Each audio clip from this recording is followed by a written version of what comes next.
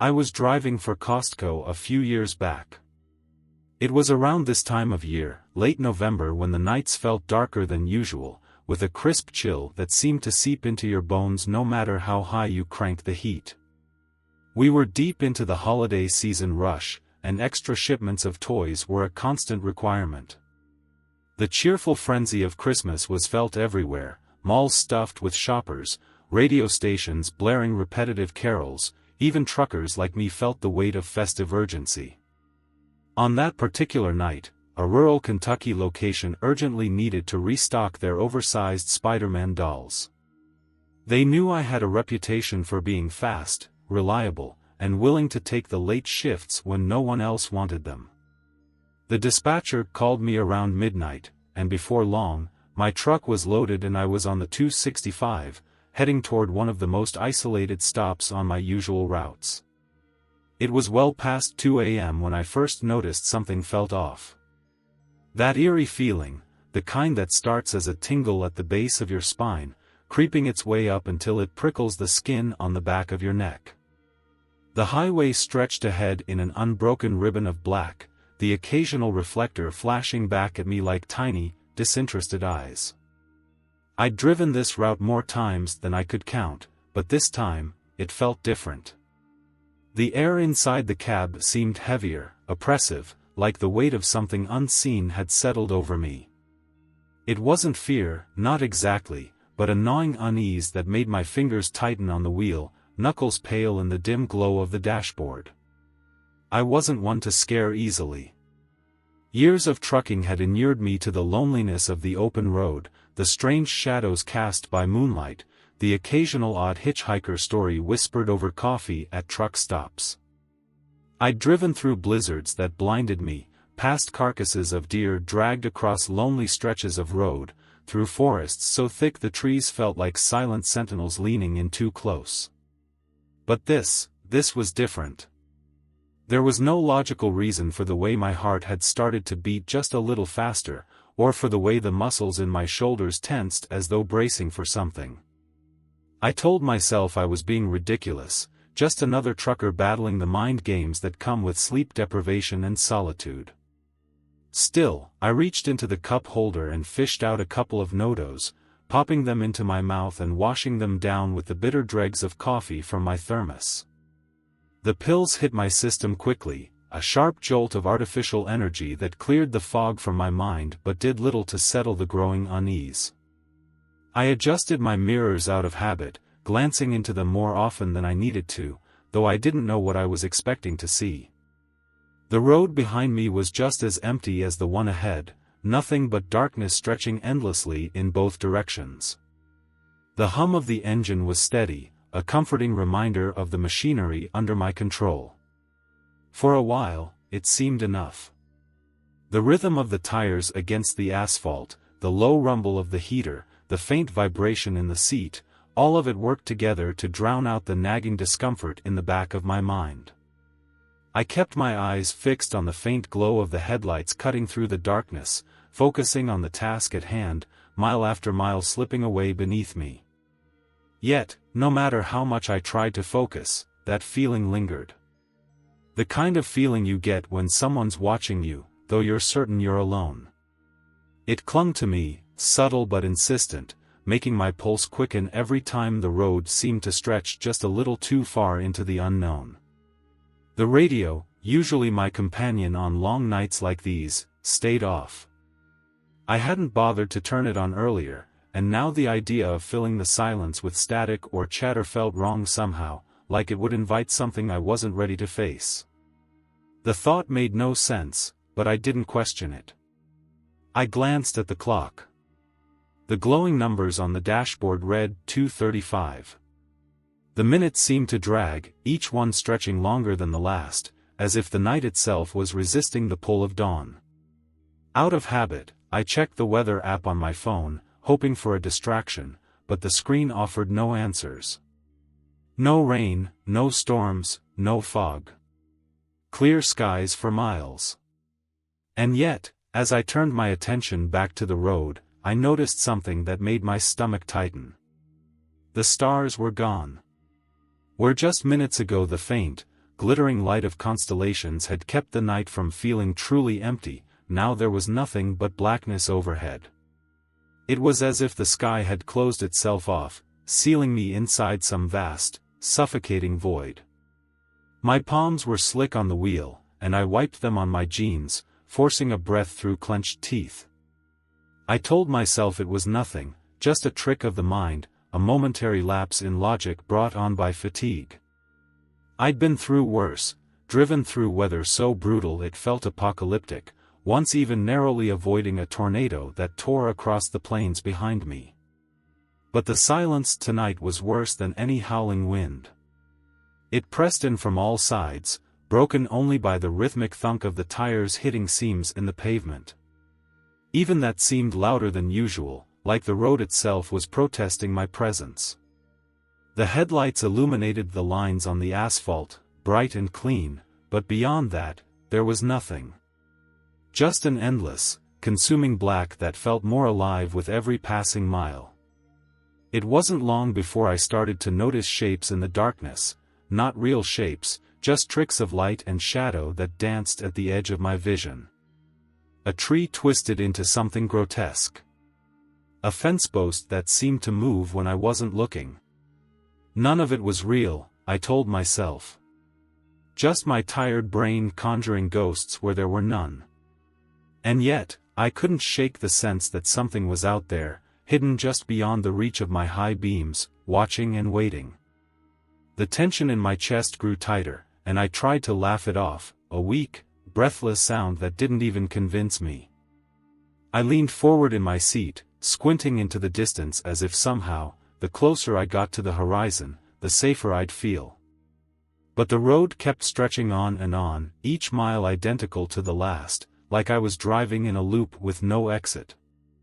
And then, just as I thought I couldn't take the oppressive stillness any longer, I saw it. A thin, wispy tendril of gray creeping across the road, winding its way through the beams of my headlights like a serpent. Then came the fog.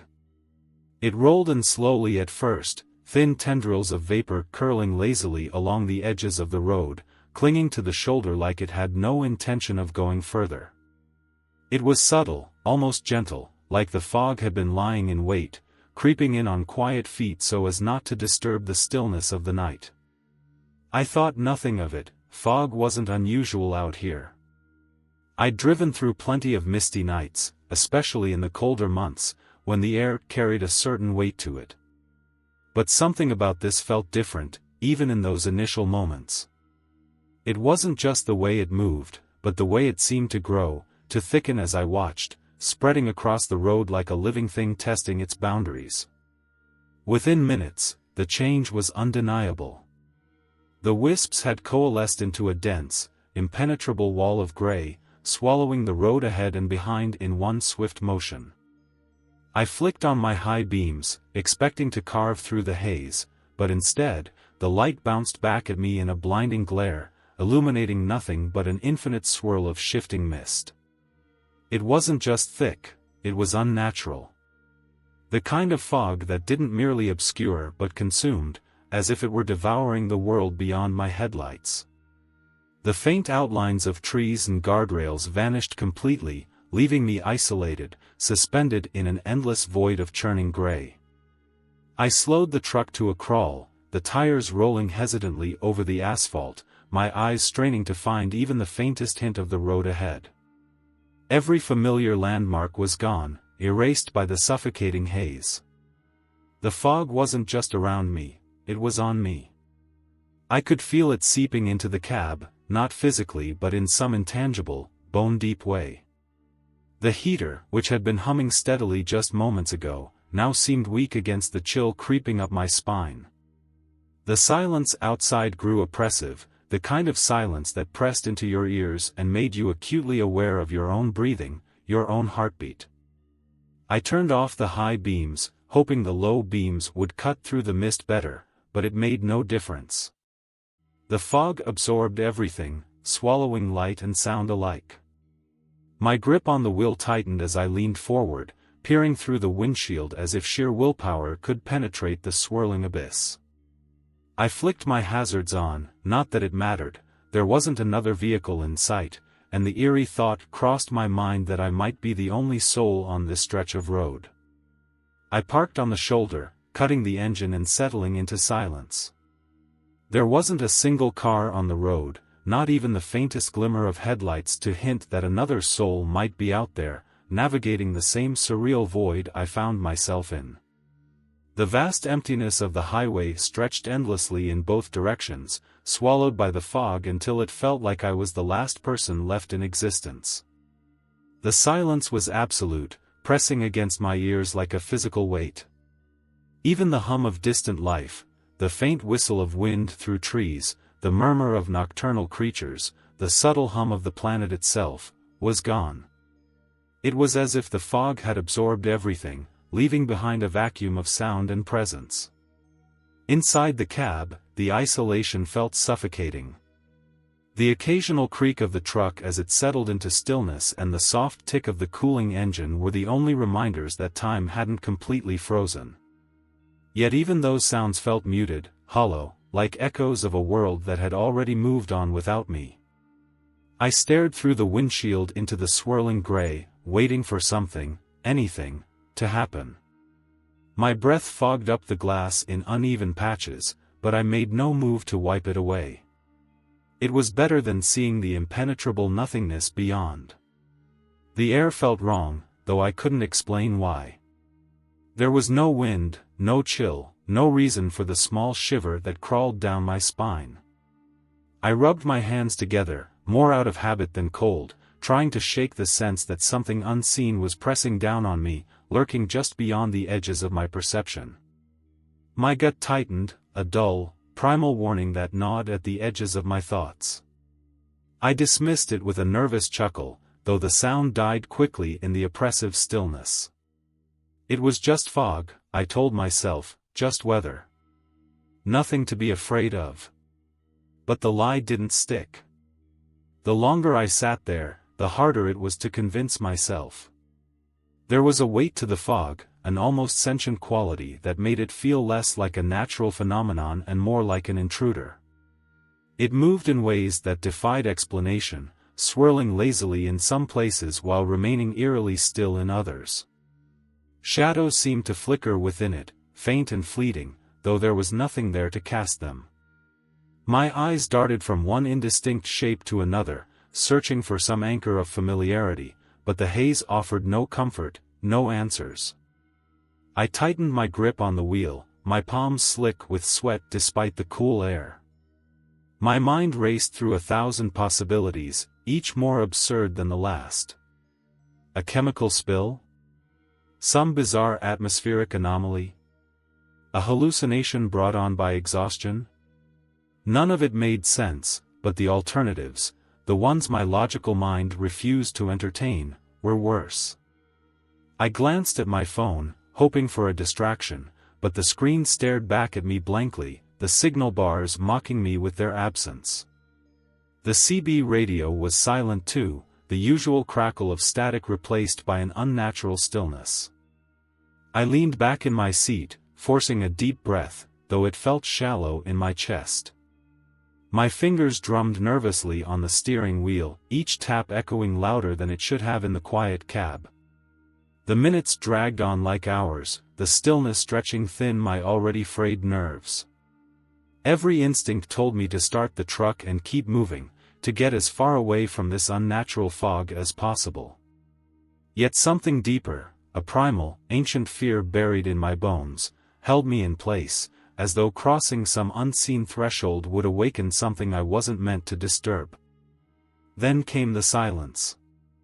It wasn't the absence of sound, it was deeper, more profound, as though even the concept of noise had been stripped from the world. My ears strained for anything, a faint hum, a distant rustle, the sound of my own breathing, but there was nothing. The soft tick of the cooling engine had stopped. Even the creaks and groans of the truck had fallen silent. It was a silence so complete it felt like the universe had been muted, a void that swallowed every thought and sensation. My pulse quickened, the blood rushing in my ears the only sound left to remind me I was still alive. And then, the truck died. The dash went dark, the gentle hum of the engine cut off mid-cycle, leaving me in total and absolute blackness. The air inside the cab seemed to grow colder, heavier, as though the fog had found a way inside. My stomach dropped as the silence deepened, and for the first time in years, I felt truly and utterly alone. The engine cut out without warning, and with it went the lights, the dashboard glow, even the faint hum of the heater. It was as if my rig had simply given up, leaving me in total darkness. I tried the ignition, but the key turned uselessly in the slot. The CB radio was dead. My cell phone showed no signal. For the first time in years, I felt helpless behind the wheel. And then I heard it. At first, it was so faint that I thought I had imagined it, a distant, muffled sound that seemed to drift through the oppressive silence like an unwelcome guest. My ears strained against the void, desperate for clarity, and slowly, the sound sharpened just enough to take form. It was crying, unmistakably crying. A child's cries, soft and fractured, as though the voice belonged to someone small and lost. It was subtle at first, barely audible over the deafening absence of noise, but it clawed its way into my awareness, sinking its hooks deep into my already frayed nerves. The hairs on my arm stood at attention, my body reacting instinctively to something my mind couldn't yet process. I leaned forward slightly, tilting my head as though that would somehow help me hear better, but the sound remained elusive, slipping through the fog like it was a part of it. It wasn't steady. It wavered, dipping and rising like it was being carried on the wind, except there was no wind, just the thick, unnatural stillness that surrounded me. It shifted in pitch and tone, sometimes high and trembling, other times lower, almost guttural, like the voice of someone struggling to take a breath between sobs. It was unnerving in its inconsistency, and my chest tightened as I realized there was something deeply unnatural about it. The crying grew louder, closer, each broken note sending a fresh jolt of adrenaline through my veins. I clutched the steering wheel like a lifeline, my knuckles aching from the tension. The fog seemed to press in closer, wrapping itself tighter around the truck, and the sound of the child's crying seemed to be coming from everywhere and nowhere all at once. It was impossible to pinpoint a direction, which only made it worse. My mind raced, grappling with questions that had no answers. Who was out there? How could a child even be in a place like this, in the dead of night, miles from anything resembling civilization? And then the sound changed. It was gradual at first, so subtle that I almost didn't notice. The pitch began to shift, the soft, pleading cries of a child deepening into something darker, something older. It stretched and warped, transforming slowly into the unmistakable sound of a woman sobbing. Her voice was raw, broken, filled with an anguish that felt too heavy to bear. It was the kind of sound that pierced straight through you, bypassing logic and hitting some primal part of your soul that you didn't even know existed. I felt the weight of it in my chest, like an invisible hand squeezing my lungs, and for a brief, horrifying moment, I couldn't breathe. I froze, every muscle in my body locking into place as if moving might somehow attract the thing making that sound. My breath came in shallow gasps, the fog inside the cab fogging up the glass. I wasn't a man prone to fear. I was 6'3", over 250 pounds, built for the kind of work that required long hours, heavy loads, and a stubborn resolve. But in that moment, none of it mattered. My size, my experience, my rational mind, none of it could shield me from the raw vulnerability that gripped me. Whatever was out there, it didn't care about how big I was or how tough I thought I might be. It had me, completely and utterly, in its grasp. I stayed in the cab, unmoving, my hands gripping the wheel so tightly that the leather creaked under the pressure. My heart pounded in my chest, each thud reverberating in my ears like a drumbeat. I didn't want to acknowledge it, but deep down, I knew this wasn't normal. This wasn't the sound of someone in distress, at least not in the way I had encountered before. There was something off about it, something that scratched at the edges of my sanity, daring me to look closer, to confront it head-on. Against every instinct screaming at me to stay put, I found myself reaching for the window control. My thumb hovered over the button, hesitating, but curiosity, or perhaps some darker compulsion, pushed me forward. I rolled the window down just a crack, no more than a sliver, enough to let the sound in but not enough to expose myself fully. The cold night air seeped in immediately, biting at my skin, but it wasn't the chill that made me shiver. It was the sound. It was clearer now, sharper, almost human. Almost. The sobbing filled the cab, wrapping around me like a physical presence. But up close, there was something about it that didn't sit right. It wasn't just the shifting tones or the way it seemed to resonate in the fog itself. It was the way it felt intentional, like it was meant for me specifically. It clung to the air, thick and heavy, and as I listened, my pulse quickened. This wasn't just the sound of sorrow or pain. It was something else entirely, something I couldn't name but felt all the same, deep in my bones.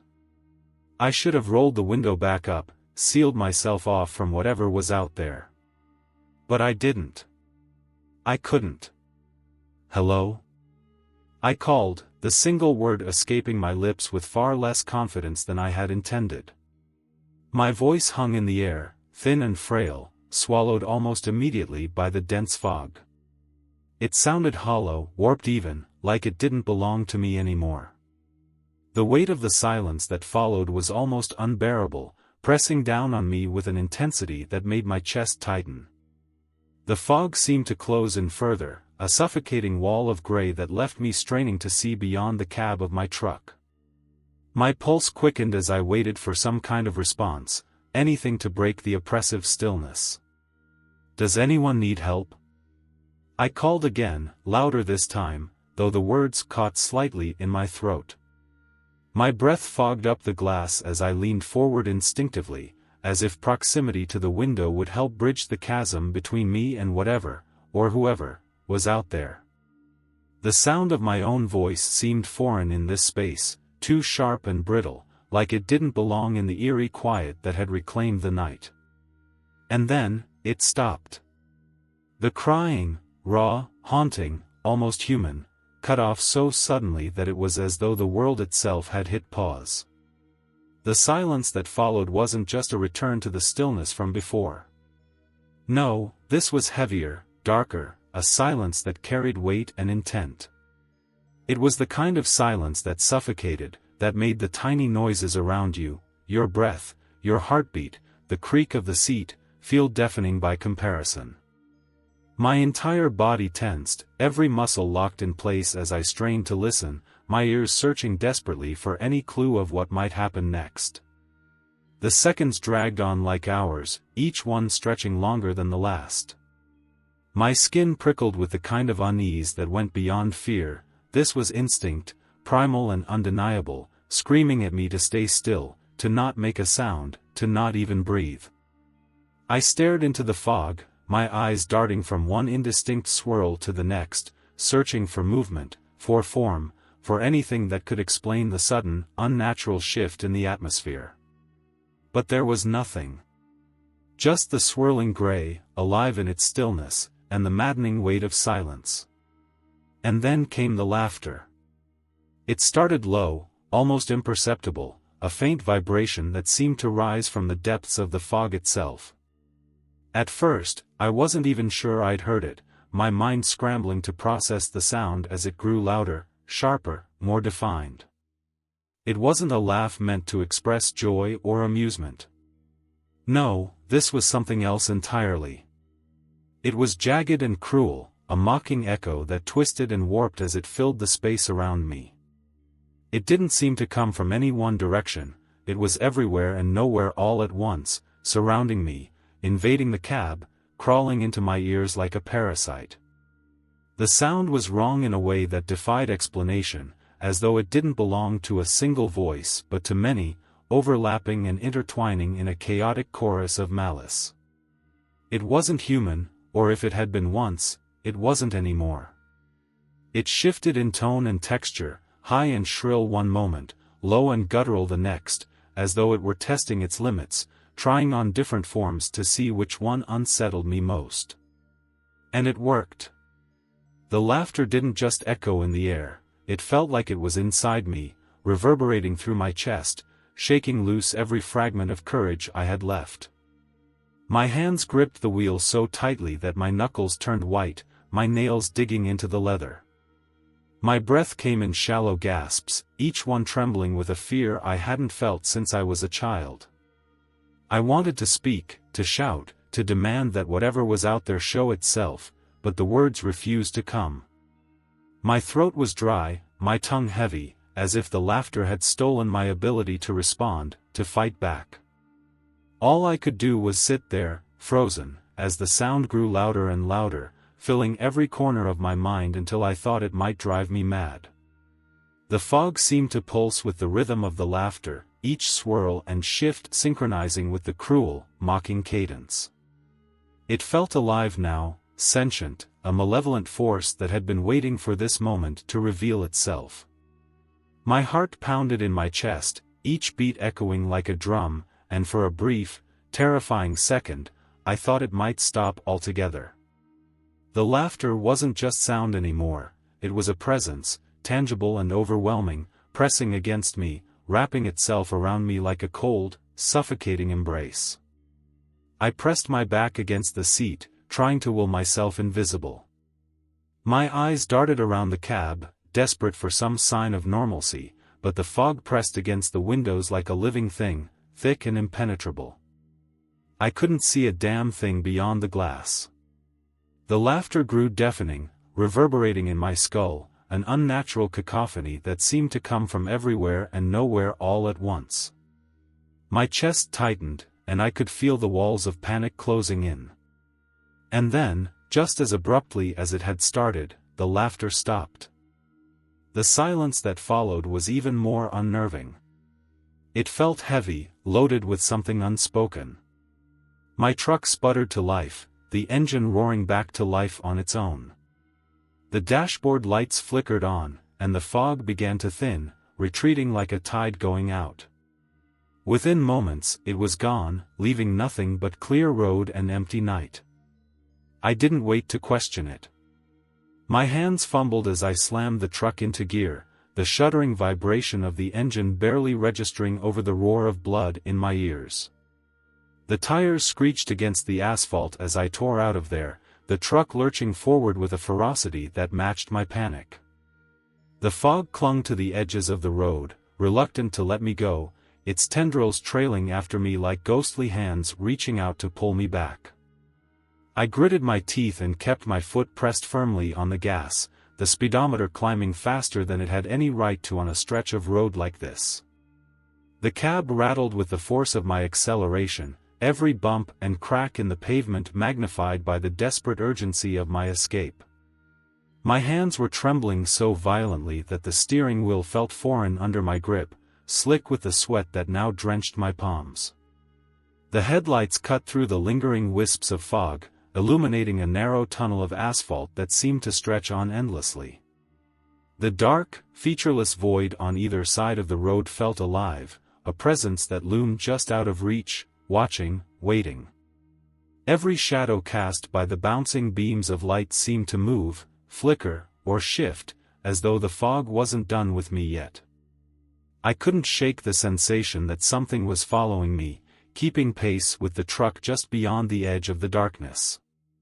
The air inside the cab was suffocating, heavy with the metallic tang of my fear. My chest heaved with shallow, frantic breaths as I gripped the wheel tighter, forcing my focus to stay on the road ahead. I didn't dare glance at the mirrors, didn't dare risk seeing something I couldn't explain, something I couldn't handle.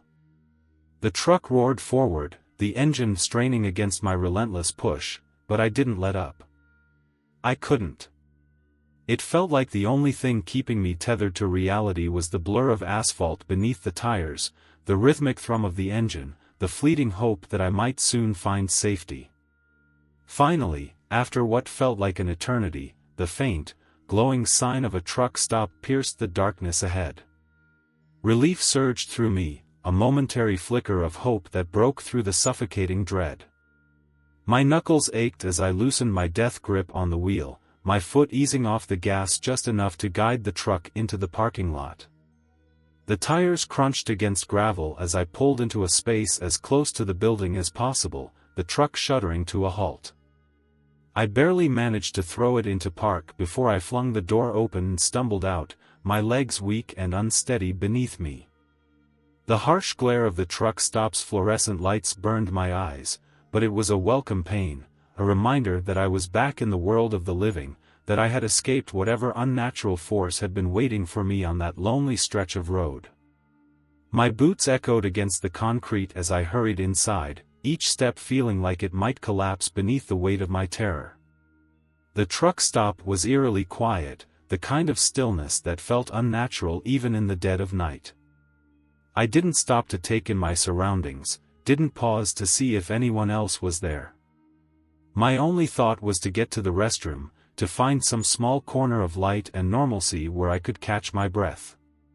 The fluorescent lights in the restroom were merciless, exposing every line, every shadow, every ounce of exhaustion etched into my face. I leaned heavily against the sink, my hands gripping the cool porcelain edge as though it were the only thing keeping me upright. My breath came in shallow, ragged gasps, the sound echoing off the tiled walls. I turned the faucet on and splashed cold water onto my face, the shock of it snapping me out of the haze of panic but doing nothing to calm the storm of thoughts swirling in my mind. I lifted my head, staring into the mirror.